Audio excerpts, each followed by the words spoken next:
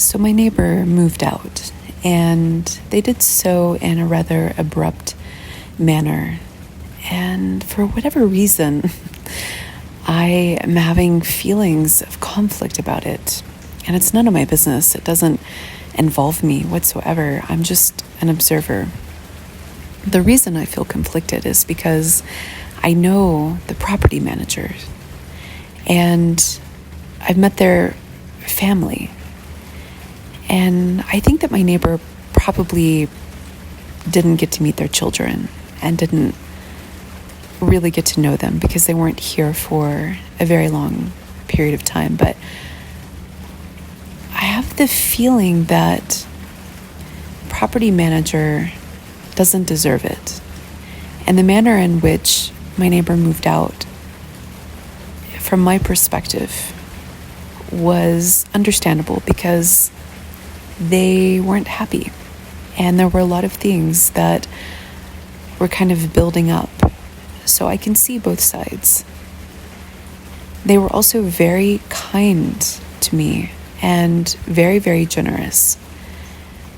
And really helped me out in like moments of need. And yet at the same time, I feel this sense of internal conflict because I look around at the world, and I don't know the world that you exist in, but sometimes, like today, I was people watching, and I look out at others, and I see this big divide in awakening, and it reminds me of how I used to live my life. I remember when I was completely unawake, and the things that I felt were socially acceptable are very different now. And my neighbor is just like everybody else who is very centered on their own needs and making sure that they get those met, even if that means at the expense and loss of others. And I see this recurring pattern that I used to live this way. I remember a long time ago, I got into a fight with my utility company because the bill was exorbitantly high. And I can't remember all the details behind it, but I took this stance and escalated, and it became this power struggle with them to get the bill reduced, even though it wasn't entirely their fault. But I also didn't want to accept responsibility for my part of it either, for running the bill up. And I was successful in it, and I didn't care about any consequences to anybody. I didn't care about losses. All I cared about was winning. And I've changed a lot since then, but it reminds me of when I was a property manager in Costa Rica, just for a brief moment in time, filling in for somebody. And I had the pleasure of receiving guests from all around the world. And what I observed is the consumerism mentality of those that were coming in with this lack of caring for how they impacted the business. And I saw this time and time again. They were very often from the United States or Canada.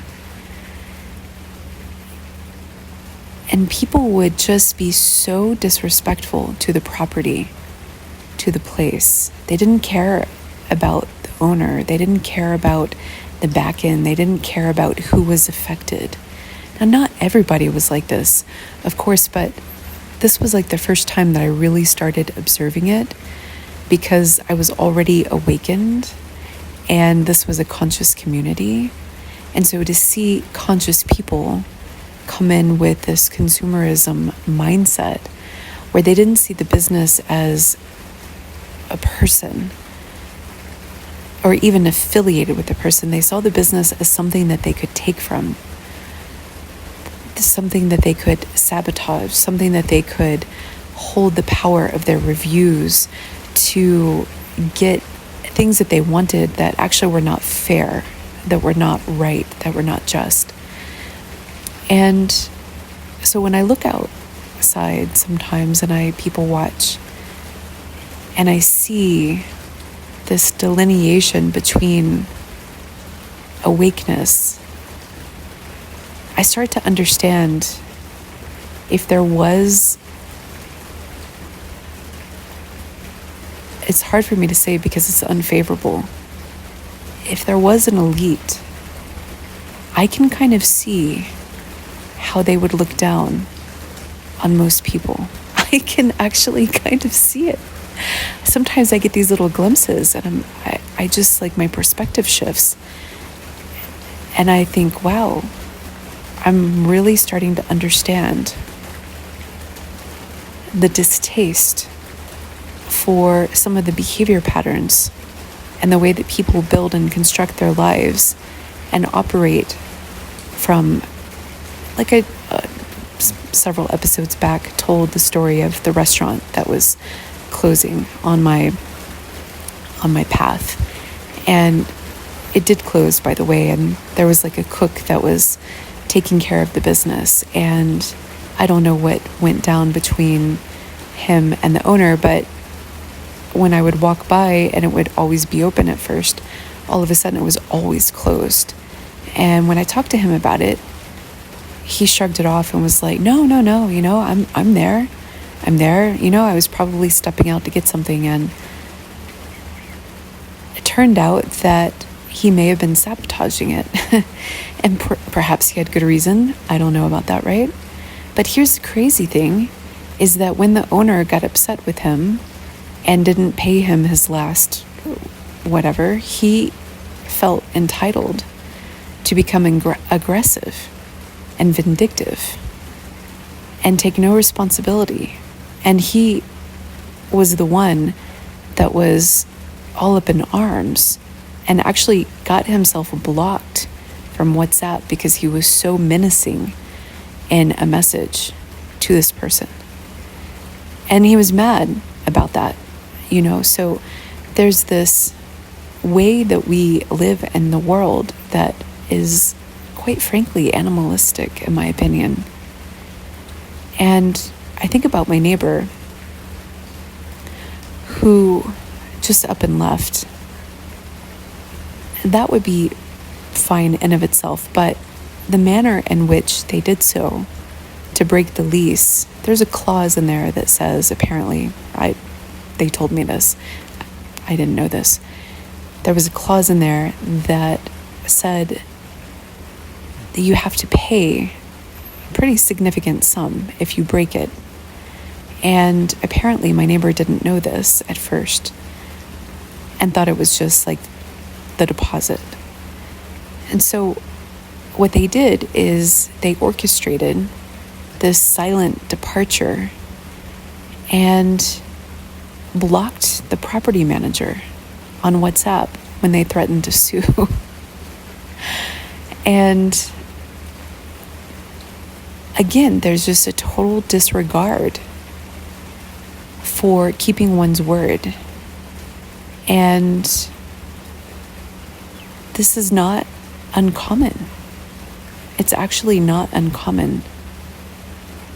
From my vantage point, I've even worked with clients who care a lot about honesty, except when it comes to them being honest with others, when it serves their needs. And it's interesting to see these dissonances, these cognitive dissonances. I've known so many people like this, where, in fact, I dated somebody who was so hardcore about honesty, but wasn't an honest person, actually. And it rattled them. They were so scared of being lied to, but yet they themselves were conducting themselves in the world as somebody that wasn't completely transparent So the way that we draw these lines of what is socially acceptable, particularly at certain points in our awakening, is really intriguing to me to observe. For example, I had worked with one client who, I hope I can share your story if you're listening. I don't think that you are, but it's been a while too, who got into a driving encounter with somebody, and we were actually working while they were recording a message to me, and they were in a zone that you're not supposed to use telephones. And somebody, apparently they were driving a little erratically or in a way that was very offensive to somebody else, and I don't know if that part was justified. People can be pretty intense on the road, but possibly. And because they were distracted. So the other person saw them on their phone and started confronting them.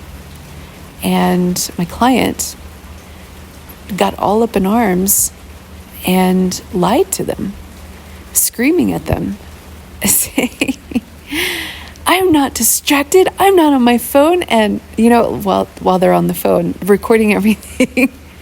And so afterwards, they worked it out. It was fine. But that was the gut reaction to protect oneself, which a lot of people have. And this gut reaction to hide is something that I'm very familiar with, that I would have no problem doing when I was unawake. So it's interesting to be in this position now, to have these feelings of conflict, a feeling that there are integrity issues all around in society, and what people care about is not always about doing the right thing for other people. It's about doing the right thing for themselves. And so if we were to scale this up and think about what this looks like at a global level, if people like this are in charge, then I think we have an overhaul that's due. And I'm genuinely wondering why we continue to persist in elevating those that actually don't care about integrity. It's really interesting to see the wake of destruction. Like, I hear about things like the economic hitman, and I haven't read the book, but I've learned about it, and apparently this is, I mean, it's pretty remarkable actually, where apparently capitalistic countries would go into weaker countries and would use their power and their authority and their currency to manipulate the political stage.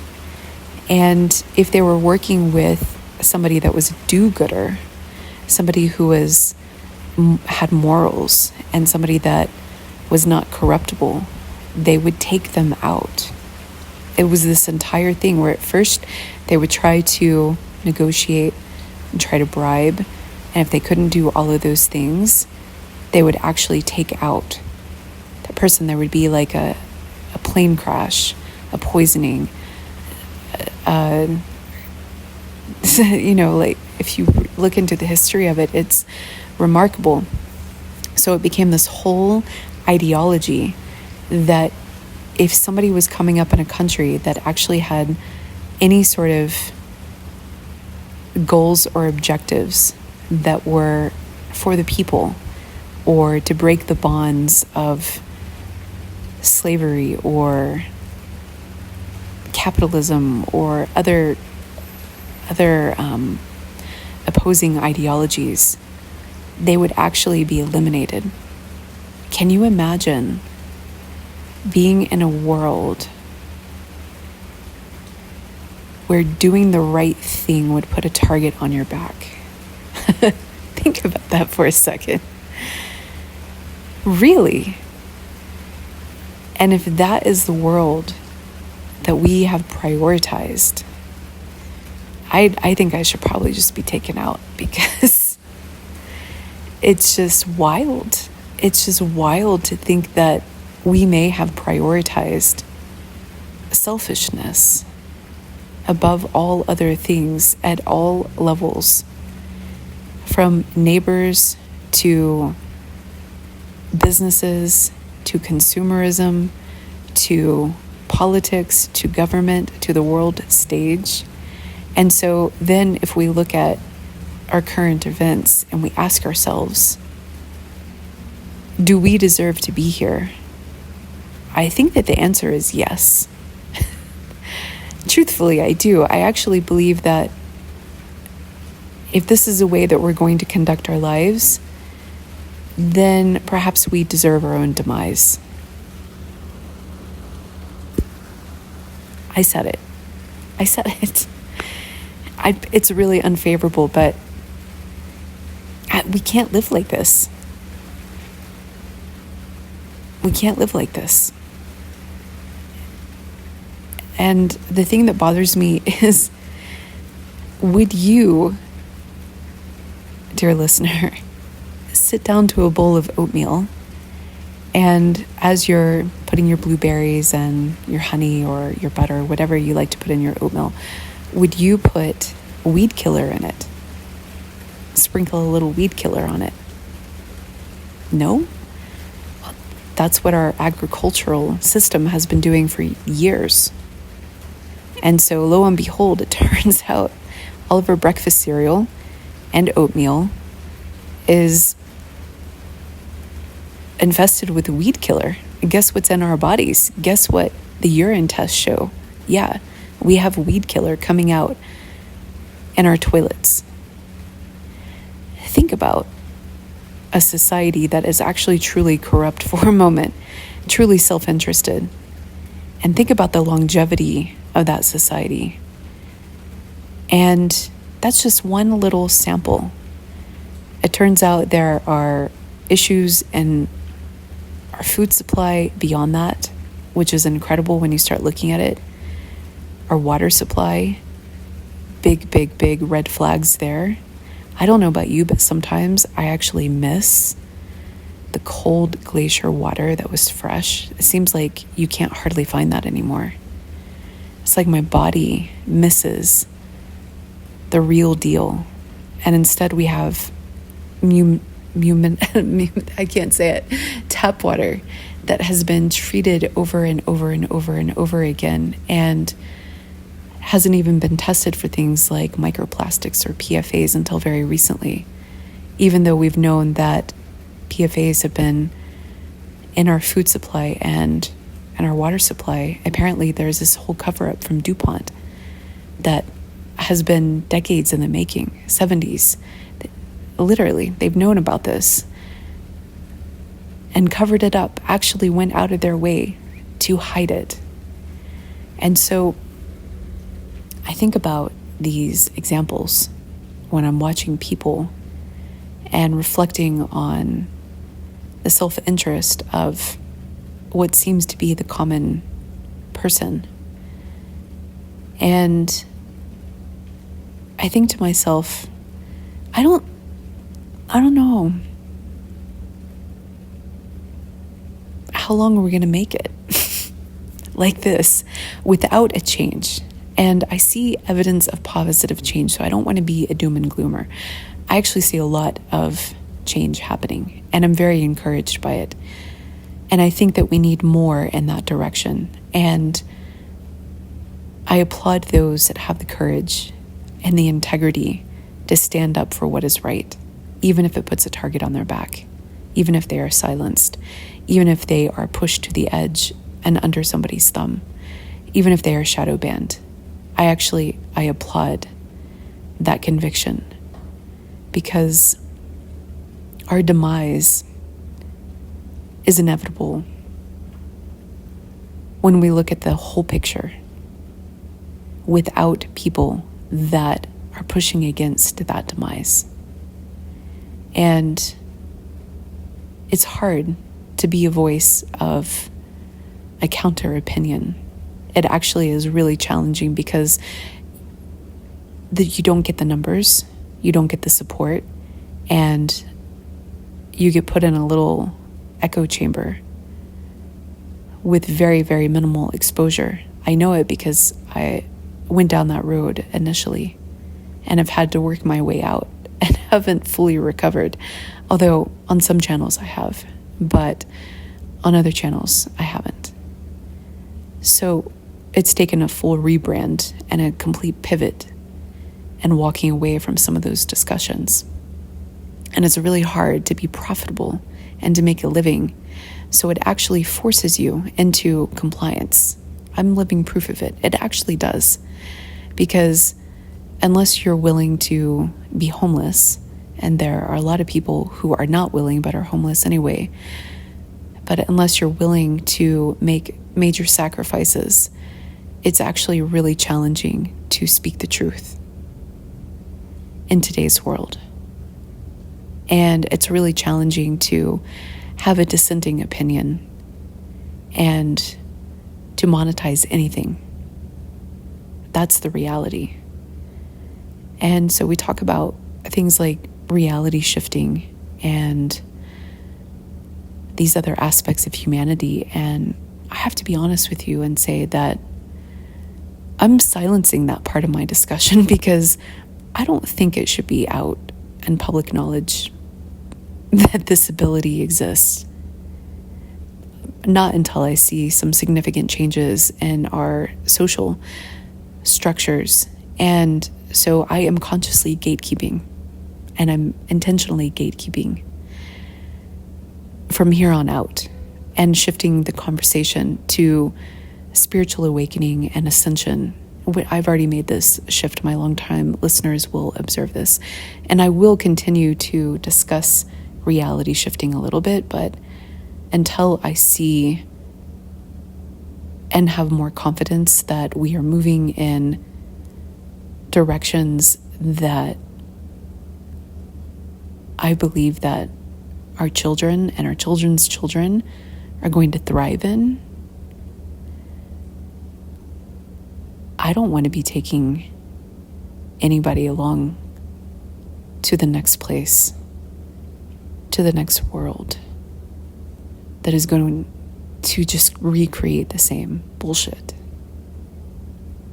And anybody that has any sort of inclination towards the ideologies and philosophies of the economic hitman mentality, I say no. No.